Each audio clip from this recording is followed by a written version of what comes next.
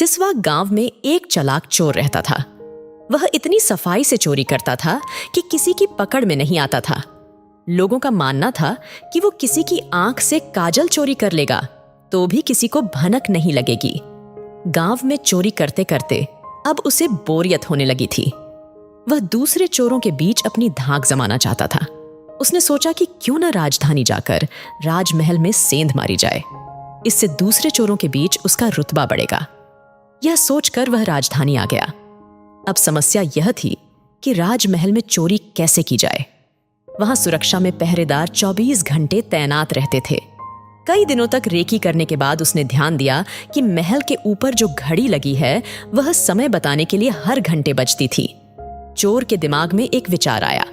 चोर रात में कुछ लोहे की कीलें और हथौड़ी लेकर राजमहल पहुंचा और जैसे ही घंटी बजती वह दीवार पर एक कील ठोक देता। इससे घंटी की आवाज में हथौड़े की आवाज दब जाती और किसी को पता भी नहीं चलता था। इस तरह उसने 12 कीलें ठोक दी। उन कीलों के सहारे वह महल में दाखिल हो गया और हीरे जवाहरात चोरी करके रफू चक्कर हो गया। अगले दिन जब राजा को चोरी का पता चला तो उसे यह जानकर बड़ी हैरानी हुई कि इतनी सुरक्षा के बावजूद भी कैसे कोई राजमहल से चोरी करने में कामयाब हो सकता है। राजा ने नगर में सिपाहियों की संख्या बढ़ाने का आदेश दिया और कहा कि कोई भी व्यक्ति रात में घूमता नजर आए तो चोर समझकर गिरफ्तार कर लिया जाए। दरबार में ऐलान के वक्त चोर भी भेष बदलकर मौजूद था। उसने चालाकी से पता लगा लिया कि कौन कौन से सिपाही इस काम के लिए चुने गए हैं।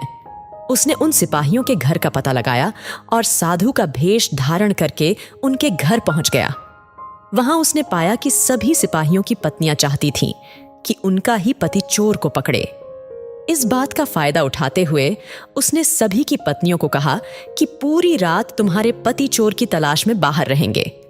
इस बीच चोर तुम्हारे पति का वेश धारण कर घर में घुसने की कोशिश करेगा। भले ही वह तुम्हारे पति की आवाज निकाले, लेकिन तुम उसे अंदर मत आने देना और गर्म कोयला फेंकना। इससे चोर घायल हो जाएगा और पकड़ा जाएगा। पत्नियों ने हामी भर दी। वहीं सिपाही पूरी रात गश्त करते रहे और चोर की तलाश करते रहे। सुबह के 4 बज गए थे। सभी सिपाही चोर को ढूंढते ढूंढते थक गए। तभी सारे सिपाहियों ने सोचा कि अब घर चलकर थोड़ा आराम कर लेते हैं। जब वे घर पहुंचे और दरवाजा खटखटाया तो पत्नियों को शक हुआ। उन्होंने सोचा कि साधु की बात सच हो गई। जरूर ये चोर है जो भेष बदल कर आया है। वे जलता हुआ कोयला अपने पतियों पर फेंकने लगीं। इससे सारे सिपाही घायल हो गए और उन्हें अस्पताल में भर्ती कराना पड़ा।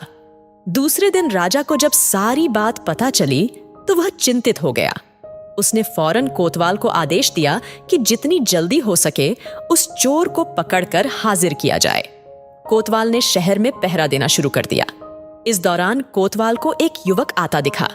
कोतवाल ने उस लड़के से पूछा, कौन हो तुम? युवक ने कहा, मैं चोर हूं। कोतवाल को यकीन नहीं हुआ। भला इस तरह कोई खुद को चोर कैसे बता सकता है? उसे लगा युवक मजाक कर रहा है। कोतवाल ने आगे कहा, अगर तुम चोर हो तो चलो, तुम्हें जेल में बंद करने का आदेश मिला है। वह युवक चोर तैयार हो गया। कोतवाल उसे लेकर एक कमरे में गया, जिसे देखकर चोर ने बोला कि कोतवाल साहब, इस जेल को तो कोई भी खोल सकता है। कोतवाल बोला, इसे खोला नहीं जा सकता। चोर बोला, आप अंदर जाइए, मैं बताता हूं इसे कैसे खोल सकते हैं। कोतवाल मान गया और जैसे ही अंदर गया, चोर ने दरवाजा बंद करके लॉक कर दिया और हंसते हुए बोला, मैंने पहले ही बोला था, मैं चोर हूं। आप माने नहीं। कोतवाल पूरी रात जेल में बंद रहा। सुबह सिपाहियों की मदद से कोतवाल किसी तरह जेल से बाहर आया और राजा के पास पहुंचकर उसने सारी कहानी सुनाई। पूरी बात सुनकर राजा दंग रह गया। अब उसने खुद चोर को पकड़ने का फैसला किया। रात होने पर राजा ने गश्त देना शुरू कर दिया। इस दौरान चोर ने साधु का भेष बनाया और एक पेड़ के नीचे धूनी जमाकर बैठ गया। गश्त के दौरान राजा इधर उधर के चक्कर काट रहा था। इस दौरान उसने पेड़ के नीचे साधु को बैठा देखा तो पूछा कि बाबा, इधर से किसी अजनबी इंसान को जाते देखा है क्या?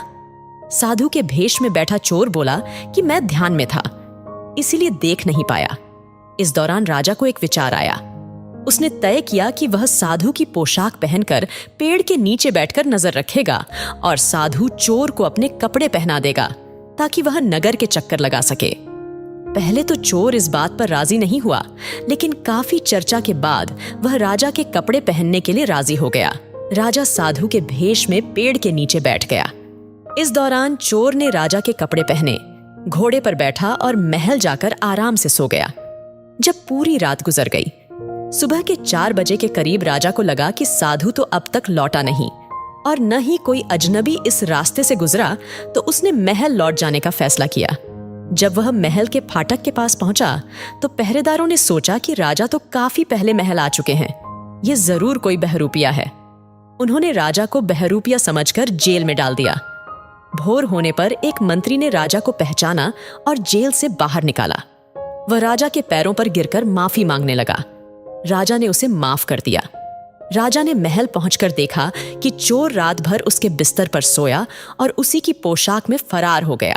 अगले दिन राजा ने ऐलान किया कि अगर चोर उसके सामने आ जाएगा तो उसे बख्श दिया जाएगा, साथ ही उसे इनाम भी दिया जाएगा।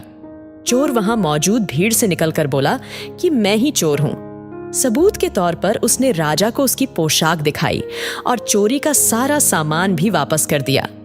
राजा ने अपने वादे के मुताबिक चोर को माफ कर दिया। राजा ने भेंट में उसे एक गांव दिया, साथ ही वादा लिया कि भविष्य में वह कभी चोरी नहीं करेगा। इस तरह चतुराई के बल पर चोर ने खुद को साबित किया और खुशी खुशी जीवन यापन करने लगा। कहानी से सीख: अगर इंसान में बुद्धिमानी और समझदारी है तो वह विषम परिस्थितियों में भी खुद को साबित कर सकता है।